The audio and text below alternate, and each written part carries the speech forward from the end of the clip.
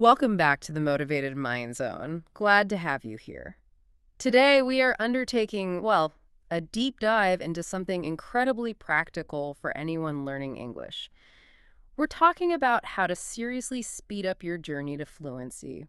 And we're not looking at a bunch of, complicated theories or conflicting studies today. Instead, we've got this one really powerful lesson, like a blueprint designed specifically for English learners, our mission to pull out the single most effective strategy from it, the thing you can actually do to get fluent faster without all the usual overwhelm. We're hunting for what we're calling the fluent habit shortcut. Exactly. And that shortcut, it's actually simpler than you might think, but really profound. It's the shadowing technique. But here's the critical part. Based on the lesson we looked at, it's not just about like repeating words mindlessly. It's framed as creating actual physical, real habits for speaking. Real habits, I like that. Not just mental work. Right. It's not just about understanding. It's training your mouth, your tongue, your vocal cords, and even your brain's pathways to stop translating everything internally first. Okay, that framing, training the voice physically, that really clicks. Because for so many people, the biggest hurdle isn't knowing the words, is it? It's the fear of actually opening your mouth, that paralysis when you're trying to get the grammar perfect in your head before you speak. So the promise here, the real hook, is that this technique lets you kind of set aside the stress and the fear and worrying about every little grammar rule, at least for a bit. Precisely. For that moment of practice, yes. The focus is just on making the sound right away. And the long-term goal that comes from that is learning to actually think in English. And sounding natural. That's the dream, isn't it? That's the goal. It's sort of the antidote to that overthinking cycle that just ties language learners in knots. Yeah. And the source material we reviewed, it's really encouraging about the commitment level. It makes a point of saying you don't need hours and hours. Oh, really? Yeah, it specifically says that even 5 minutes, just 5 minutes of focused shadowing each day can make a real noticeable difference. 5 minutes. That feels doable. It totally shifts the focus, doesn't it? Away from this impossible idea of being perfect right now and puts it squarely onto making consistent progress. Little steps every day. You commit to showing up for yourself, even for those few minutes. And that small act, that's where fluency really starts to build. Okay, let's really get into this then. Let's decode shadowing. For someone listening who's maybe heard the term but isn't quite sure what it involves, Right. what are the actual mechanics? What do you do? Right. So at its core, it's pretty straightforward. You listen to a piece of audio. Ideally, it's a native speaker saying a sentence, nice and slow, nice and clear. Okay. Then you pause the audio. Pause it. Got it. And then immediately you repeat that sentence out loud. Out loud. Okay. But here's the crucial bit, the thing that makes it different from just, drilling words. The goal is imitation. Imitation, like acting. Kind of. You're not just saying the words back. You're actively trying to copy everything about how the speaker said it. Their pitch, how high or low their voice is, their pace, are they speaking quickly, slowly, the volume, and most importantly, the rhythm and the flow, the sort of musicality of the sentence. Ah, the music of it. I like that analogy. So it's less about just hitting the right notes, the words, and more about capturing the whole tune, the rhythm, the ups and downs. That's a perfect way to put it. It's the prosody of the language. The aim is to imitate so closely that your own voice starts to naturally adopt that native speaker sound pattern. And doing this trains 3 really important things all at the same time. Okay, what are they? First, your actual physical speaking muscles, your mouth, your tongue, your throat. They literally learned the new movements needed for English sounds and stress patterns, things that might not exist in your native language. Right, the physical shapes. Second, it embeds the natural rhythm and intonation. You can't really learn that effectively from a grammar book, can you? You have to hear it and feel it. And third, just by successfully repeating sentence after sentence, feeling yourself get closer to the model, it builds confidence like crazy. Okay, but wait a second. If I'm just focusing so much on the sound, like immediately copying it, how do I make sure I'm not just, parroting, like saying the sounds without actually connecting them to meaning? Does the source talk about that? That's a really common and important question. And yes, the source does address it by drawing a clear line. This isn't meant to be just memorization without understanding. Usually you'd start shadowing with material where you already have a general sense of the meaning. Maybe it's text you've already studied a bit. Ah, okay, so you're not going in completely blind. Exactly. The primary goal of the shadowing exercise itself isn't initial comprehension. It's about improving your production, your speaking ability. The big why it works so well, is neurological. It's about what it does to your brain process.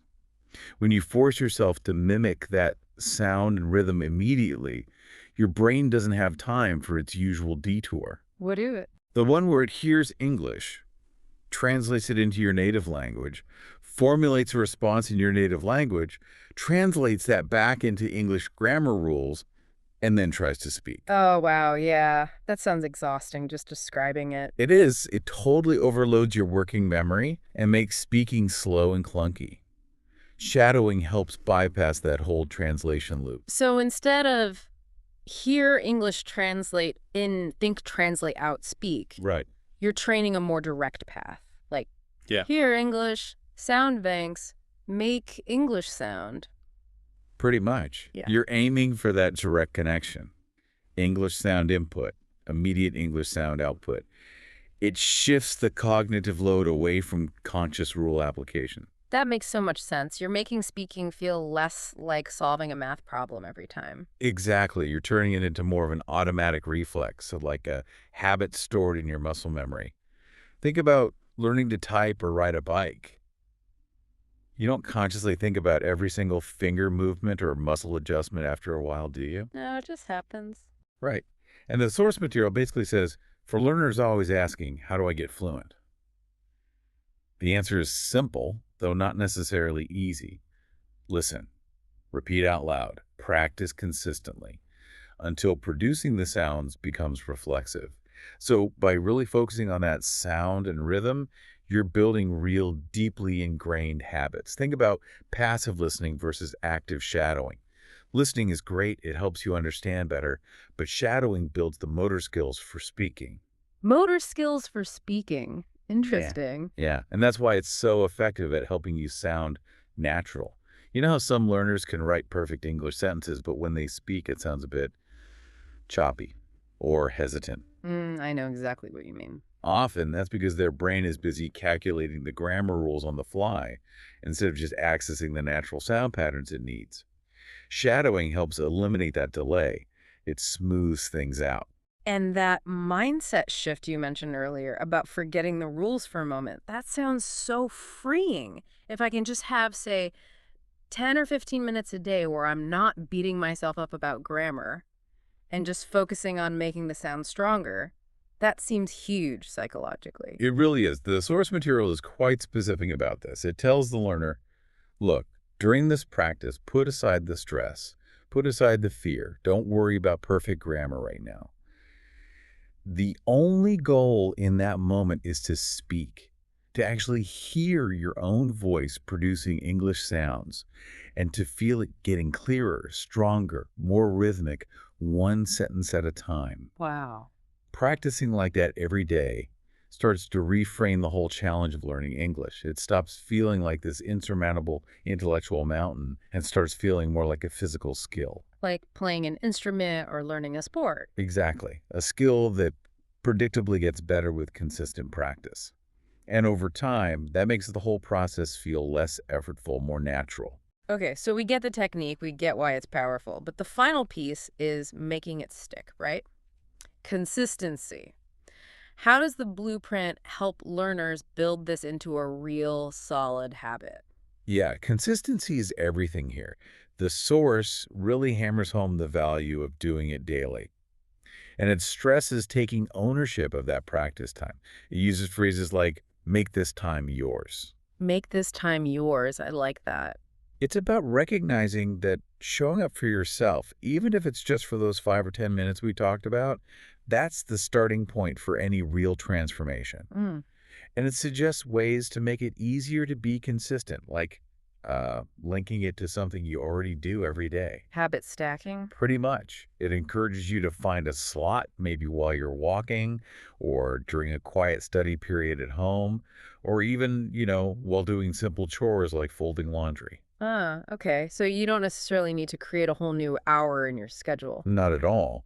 The idea is to weave it into the fabric of your existing day. That way you don't need massive amounts of willpower each time. It just becomes part of the routine. That makes total sense. Attach the new habit shadowing to something you already do automatically, like your morning commute or coffee break. Increases the chances it'll actually happen. Exactly. It's about building a sustainable learning system. And these strong, consistent habits, they're the absolute bedrock for reaching fluency. All right, so we've got the foundation. Now let's move into the really practical stuff this source provides, this daily routine blueprint. This seems like gold because it's language we all use every single day. It gives us concrete sentences to start shadowing right away, doesn't it? Absolutely. This section is incredibly valuable because it's packed with high-frequency vocabulary and common sentence structures, all wrapped up in a context that's instantly relatable.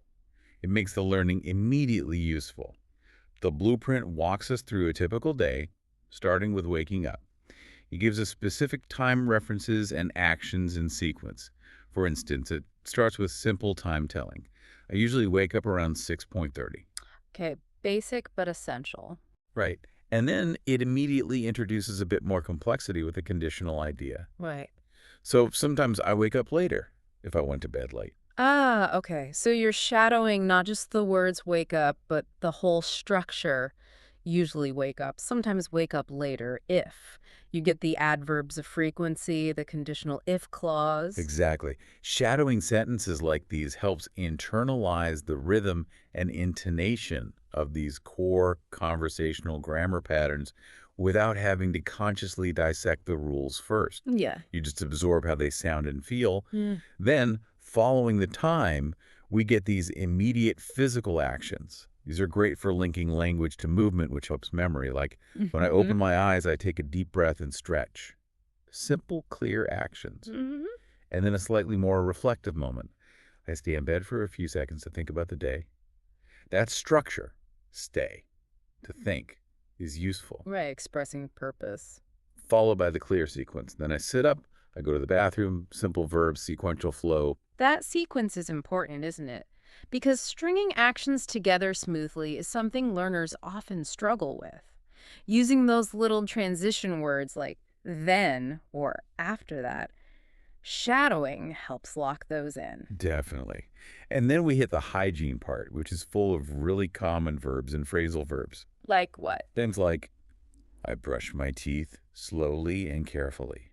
Notice the adverb used slowly, carefully. Good detail. And I rinse my mouth. I wash my face with cold water. These are actions many people do daily. And the blueprint doesn't just list the action.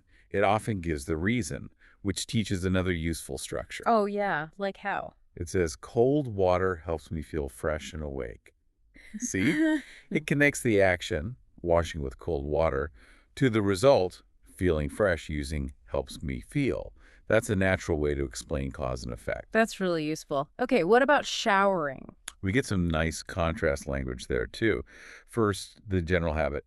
Sometimes I take a warm shower in the morning, then a contrasting situation. If I feel tired, a quick shower gives me energy. Ah, so you practice expressing alternatives. Sometimes I do this, but if this happens, then I do that. That's how real conversations work, right? We compare options. Exactly. And finally, in this morning block, we get the language for getting dressed. Simple stuff, but essential.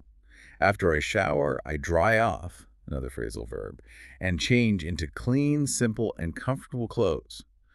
Good string of adjectives there. Clean, simple, comfortable. Yeah. And then it contrasts that with a specific situation. If I have a meeting, I choose something more formal.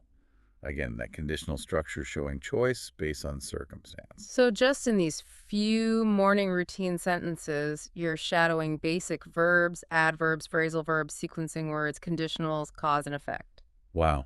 Right. It's incredibly dense with useful everyday language structures. Okay, let's keep moving through the day. What about breakfast and getting organized to leave? More linguistic gold here. Definitely. This part is rich with food vocabulary and the language of planning. We get clear examples of common breakfast foods using consistent sentence patterns, like the typical choice. I usually eat eggs and toast with some fruit. Standard stuff. Then alternatives. Sometimes I eat oatmeal with honey and banana. Or if time is short. If I'm in a hurry, I just drink tea or coffee. Notice all those prepositions with fruit, with honey, in a hurry. Those little words are so tricky for learners, aren't they? Shadowing the whole phrase helps get them right. Absolutely. Those little structural glue words are critical. And the blueprint doesn't forget that quiet moment some people have. What do you mean? It includes language for enjoying the peace. I like the quiet time. I listen to the birds. Or doing something else simultaneously. Sometimes I watch a video while I eat.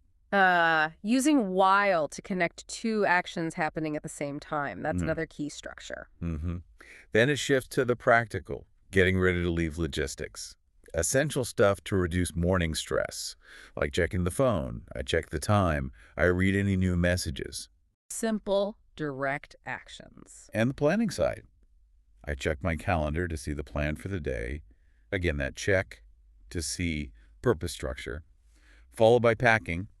I pack my bag, mentioning specifics like my notebook and water bottle. These sentences are models of efficiency, aren't they? Subject, verb, object. I check my phone. I pack my bag. Shadowing these really drills that basic sentence structure. Exactly. And the final steps are quick and clear. I put on my shoes. I go out the door. Okay.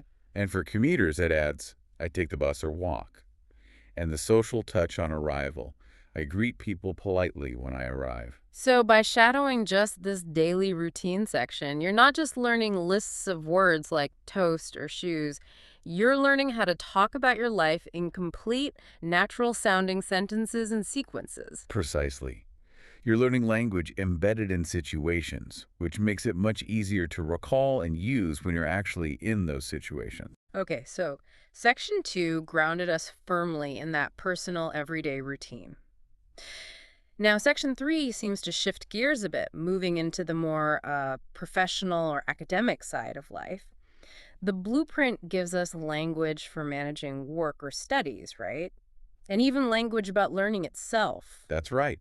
This part focuses on the vocabulary of productivity, organization, and focused effort. Stuff that's essential whether you're in an office, a classroom, or studying from home. It starts logically with the beginning of the workday or study session. Clear, sequential actions again. I turn on my computer, I check emails. Just during your first steps. And then the immediate prioritization and reply to the urgent ones. This phrasing itself teaches efficiency dealing with the urgent stuff first. And then comes that crucial organizing habit. Then I write a short to-do list. That's a key phrase for anyone trying to manage tasks. And the language reflects the focus needed. I focus on my most important task first. Shadowing this helps internalize not just the words, but the underlying principle of prioritization. It's like you're learning the language of being organized. Exactly. And the structure follows the flow of the day, showing sustained effort. In the afternoon, I return to my work or studies. That phrasal verb, return to, is very common. Okay. Then goal-oriented phrases, I try to finish what I started earlier, and language for monitoring your own work. I make notes. I review my tasks. This is great because it's not just about doing the work. It's about how you talk about managing the work, verbalizing that metacognition, as you said, making notes, reviewing tasks. Right. And importantly, self-care isn't ignored. It's woven naturally into the workday description. That's so. The blueprint includes taking a break. Around 3:30, I take a break with tea and a small snack. It even gives examples like fruit or a biscuit. Ah, so it shows how to add specific details into a general statement naturally. Yes, and it models language for physical relief from focused work. I give my eyes a rest, I stretch, I walk around the room, often linking it to a condition Mm. after an hour of work. This subtly teaches time-based clauses and conditionals. Now, this next bit is particularly relevant for our listeners, isn't it? It models the very thing we're talking about, dedicated English study habits. The blueprint actually gives us the language for the learning process itself. It does. It carves out a specific time slot, showing how to talk about prioritizing learning. If I have time, I study English for 15 minutes in the afternoon. That, if I have time, is key, isn't it? It acknowledges reality, shows Yep. flexibility. It's not rigidly saying, I study for 15 minutes no matter what. Exactly. It's realistic. Yeah. And then it lists various study methods, providing the vocabulary for how we actually engage with learning materials. I read short articles. I watch English videos. Okay, common activities. I listen to podcasts in the morning. Hey, like this one. Yeah. Or I write short sentences in my notebook. So you get those core action verbs, read, watch, listen, write linked directly to English learning contexts. Super useful for shadowing. Definitely. And the source ties this section back to the why. Why bother with this extra 15 minutes? Because, as the blueprint states it, new words help me express myself better. It makes that explicit connection between the daily study effort and the ultimate goal of clearer self-expression. That's a powerful motivator right there. It is. And it implicitly supports this whole multimodal approach. Use shadow for speaking fluency, maybe read articles for vocabulary, listen to podcasts for comprehension, write sentences to solidify grammar. It all works together. So shadowing the sounds gets integrated with understanding the meaning through reading and listening and reinforced through writing. Makes sense? Yeah, it ensures the knowledge you gain through imitation actually sticks and becomes usable. Okay, we've handled the personal routine, the work-study structure. Now we're heading out into the wild, so to speak. Real-world interactions. This is where the pressure really mounts for learners, isn't it? Yeah.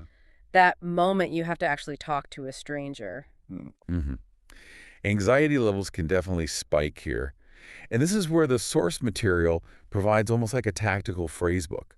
It gives you these specific high-utility phrases designed to help you navigate common social and commercial situations with more confidence and less panic. Like a survival kit. Kind of. But aiming higher than just survival, aiming for polite and effective communication. It starts with basic commerce, like shopping. Right. First, just stating your purpose. I need to buy something at the store. Direct, clear. Okay, simple enough. But then you need to ask questions, right? Exactly. So it includes crucial browsing questions. Do you have this in a different size? That polite question form, do you have, is essential. Like a good structure to practice. Then it covers the transaction itself, asking the price. How much does this cost? Everyone needs that one. And dealing with payment, which is vital these days. Can I pay by card? Notice the polite motor verbs. Do you have, can I pay? Shadowing these helps lock in that questioning intonation. Okay, and the little politeness things. Yep, they're included too. Making a specific request like, I would like a paper bag, please. Using would like instead of just want. But polite, yeah. And the closing pleasantry, thank you, have a nice day. These small phrases make a big difference in sounding fluent and culturally aware. So having maybe 10 or 20 core phrases like these practiced through shadowing means you can walk into a shop feeling much more prepared. Exactly. They come out more smoothly when you're actually under pressure. All right, what about eating out? Another potentially high-stress situation. Definitely. The blueprint provides a script to manage that whole experience too. It starts formally. Can I see the menu, please? Okay, step one. Then ordering. A simple order. I will have a cup of coffee. Using will have is common in this context, and crucially, the ability to modify an order. Could I get it without sugar? This practices requests with prepositions like without. That shows real functional skill, being able to customize. Then there are logistical questions about seating. Can I sit here? And the all-important closing, can I get the bill, please? So shadowing that whole sequence gives you a ready-made script for a successful cafe or restaurant visit. Pretty much. And it even includes phrases for giving positive feedback, moving beyond just the transaction. Like what? Things like, the food smells amazing, Yeah. or the service was excellent. These allow you to engage a bit more socially. Okay, shops and restaurants covered. What about just general socializing and keeping things moving in daily life? This next batch covers that connective tissue, basic greetings and small talk starters. How are you doing today? Standard? Appreciative comments. It's nice to see you again. Referencing shared context. The weather's really nice today. Or sharing a bit about yourself. I had a busy morning. Even asking about frequency. Do you come here often? Little bits of small talk fuel. Exactly. And then phrases for maintaining connections, which often use those tricky phrasal verbs like, let's stay in touch. Or practical phone language. Sorry I missed your call. I will call you back later. Those are essential for smooth exits and follow-ups. Right. And finally, questions for logistics and clarity. These need to be clear to avoid mix-ups. Can you send me the address? How do I get to the library? Checking availability. Is this seat taken? Practical navigation stuff. And asking for help with something functional. Can you show me how to use this? Whether it's a machine or a feature on an app. Wow, okay. Shadowing this whole set really equips you for a wide range of everyday encounters, reducing that, what do I say, panic. That's the idea. To provide ready-made, natural-sounding chunks of language for common situations so you can communicate without that debilitating hesitation. Okay, this next section feels like where we level up, seriously level up. We've covered the functional language, getting things done, navigating situations. But section 5 seems to be about adding the color, the feeling, the personality to your English. Is that right? That's a perfect way to put it. This is where we move beyond just functional communication Yeah. and into truly expressive language. It's the difference between someone who can get by in English and someone who can really connect and convey nuance. So less about the what, where, when, and more about the how and why and how you feel about it. Exactly. The blueprint provides structures for expressing opinions and making suggestions first, which requires slightly different grammar than just stating facts. It gives you straightforward ways to state your view clearly. I think this is a great idea, that I think structure is fundamental. Right.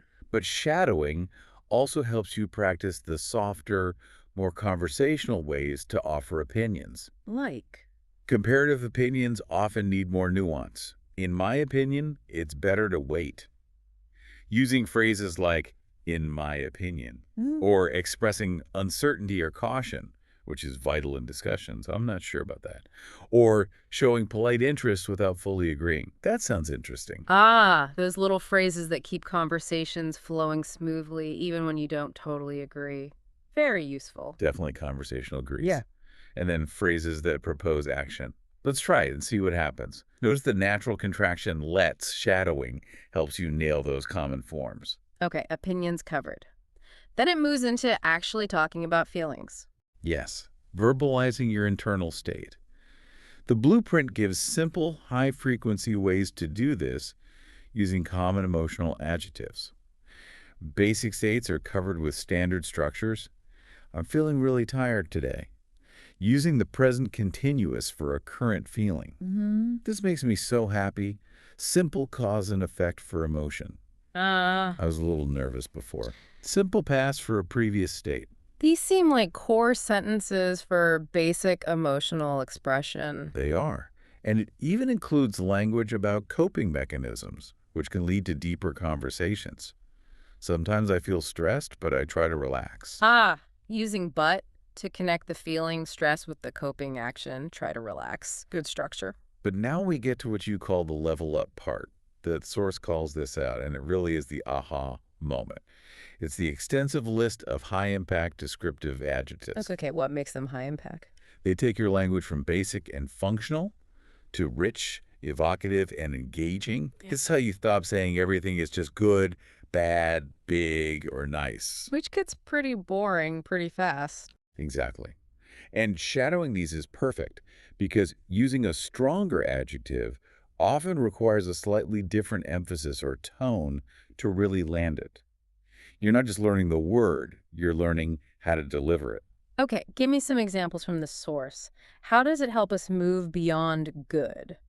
Well, instead of just a good view, the blueprint might offer shadowing sentences with a spectacular sunset or a tranquil lake. Ooh, tranquil. Nice. Instead of good food, you get delicious cake, savory soup, or even mouth-watering food. Mouth-watering. Yeah, that paints a picture. Shadowing these specific adjective-noun pairs helps embed them together in your mind. It feels more natural to say delicious cake if you've practiced that exact chunk. Okay, what about abstract ideas or descriptions? Those words can be harder to use naturally. Right. The list includes words for those too. Instead of just an interesting story, maybe a fascinating story. Instead of a good decision, a wise decision. Wise decision, okay. Instead of deep thoughts, maybe profound thoughts. Instead of a good speech, a persuasive speech. Not just good effort, but a commendable effort. Commendable. Wow, these really add sophistication. They do. And the source gives concrete examples ready for shadowing, like, I saw a gigantic elephant, or the place had elegant decorations, or she wore a glamorous dress. Even things like an endangered animal, a melancholy song, a mysterious jungle, a historical site. Gigantic elephant is way better than big elephant. Isn't it? The clear implication is shadow these full sentences. Practice saying a tranquil lake, not just the word tranquil. This helps integrate the vocabulary, the pronunciation, the word order, adjective before noun, and the natural rhythm all at once. So you learn the fancy word and how to slot it correctly into a sentence immediately. Precisely. It's an accelerator for making your spoken English sound much more eloquent and expressive, much faster. All right, we've covered the technique, the daily application, the real-world phrases, and even adding that expressive depth. But we know learning a language is tough. It takes time, it takes persistence. Does the blueprint address the mental side? The motivation, the mindset needed to actually stick with it long enough to see results? Oh, absolutely. This final section is arguably just as crucial as the technique itself. It's the psychological scaffolding that supports the whole learning process. It tackles the mental game head on. Good. Because that's where a lot of people stumble, right? They get discouraged. Exactly. So the blueprint directly addresses the biggest killer of motivation, the fear of making mistakes. It reframes errors completely. Mm, It states clearly that mistakes aren't failures. They are guides. They show you where you need to focus. They're just part of learning. that's a relief to hear. And it offers this incredibly powerful affirmation for learners to internalize.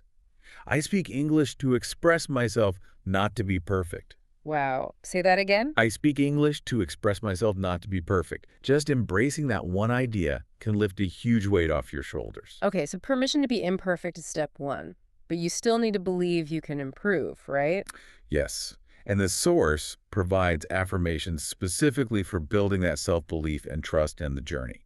Things like, I believe in my ability to improve. Simple, direct. Mhm. I trust the learning process and stay motivated. Acknowledging that it is a process. And crucially, I am patient with my progress. Patience. That's a hard one sometimes. It is, especially when progress feels slow. Which brings us to the next point. How do you even notice progress when it's often gradual and quiet? The blueprint encourages actively celebrating small wins. Don't wait until you're perfectly fluent to feel good about it.